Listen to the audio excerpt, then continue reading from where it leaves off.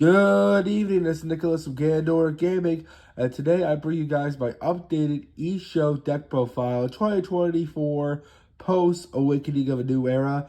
We're so close to set 6 now that I felt like I should do my final update for Issho to the new set, and I feel like this is the best time to do it. So let's get straight into this. So if you don't know, Issho is one of those forgotten leaders. He is green-black.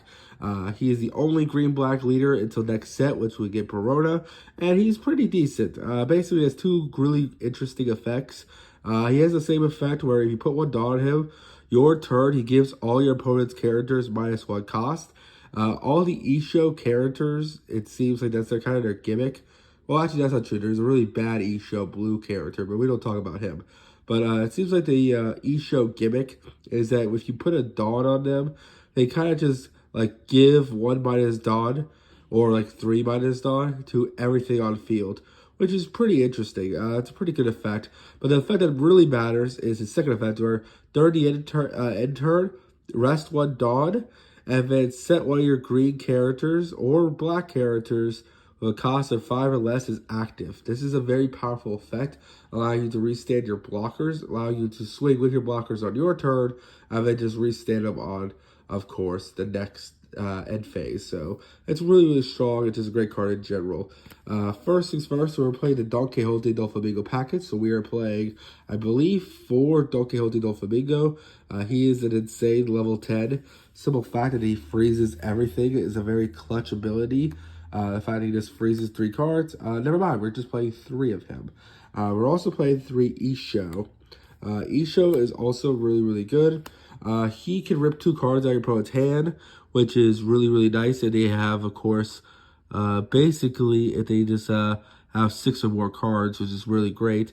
But he also has the effect where you put 1 dot on him, and he gives -3 cost this turn. So he gives -3 cost, he gives -1 cost. So if you have both on field, you're minusing 4 costs on every unit with just 2 Dawn, which is pretty nice. Next, we're playing 4 Sakazuki.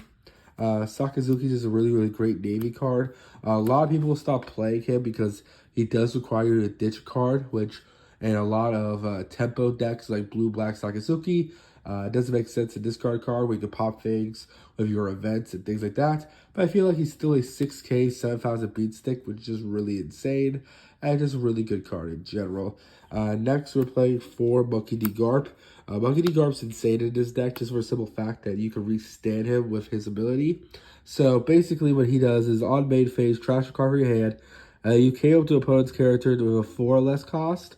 With him, you're able to basically restand him every turn, meaning you just keep KOing things, which is just really, really strong. Next, more of our Don Quixote del Flamingo Pirates. You have 4 Diamante. Diamante is just insane for this deck. Simple fact is that this guy literally just restands himself. You put a dot on him during the end phase. Also, he is a 5K 6,000, which is just really, really good. Next, we're playing 4 Hina. Hina is just really, really good for this deck as well. These are kind of our blocker brigades. Hina has the ability to, on block, set up to one of your opponent's characters with 6 or less cost, can't attack during this turn. So it's a double block, which is really, really good, especially since you can always restand them during your turn and even swing with these guys, which is really, really solid. Next, we are playing 4 Extrake. He's just insane. I recommend picking up your playset if you don't have him, because he's going to be insane once Perona comes out. That's an evergreen black deck that comes out in set 6, which I can't wait to be building. This card's just really, really good. On play, KO to opponent's character when rested. That is a 4 cost or less.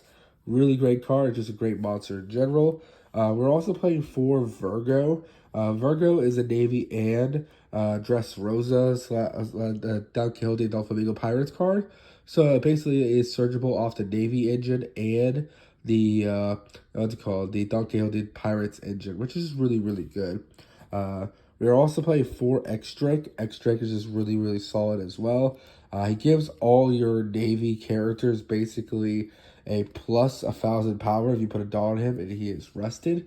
He's just a really, really great card for any Sakazuki deck, and just a really great supernova in general. Next, we're playing 4 Virgo. I kind of slept on him. I tested him in a couple earlier builds, But I ultimately decided to take him out, but I put him back in now. He's just really, really solid for the simple fact that one dot him when attacking, KO to opponent's character at 3 or less cost. Don't forget, you can put a dot on him, making it 4 less cost, which is really, really strong. And, of course, if you have him on field, that is, of course, making 8 costs, and you just kill those, which is really, really solid. Next, we're playing 4 Don Quixote Rocinante. This guy is also a Navy slash Don Quixote Doflamingo Pirate, so it's searchable off both searchers. A really, really great card and just a great extender. We're also playing 4 Bruno. Bruno is insane. Just, hey, look at the top 3, add a Navy to your hand, and then ultimately trash the rest. And then finally, we are playing, of course, 4 what's it called? 4 of our lovely baby 5. Really, really solid card as well. So that is the deck list. I hope you all enjoy. Don't do anything stupid, and I'll see you on the next one. Bye-bye.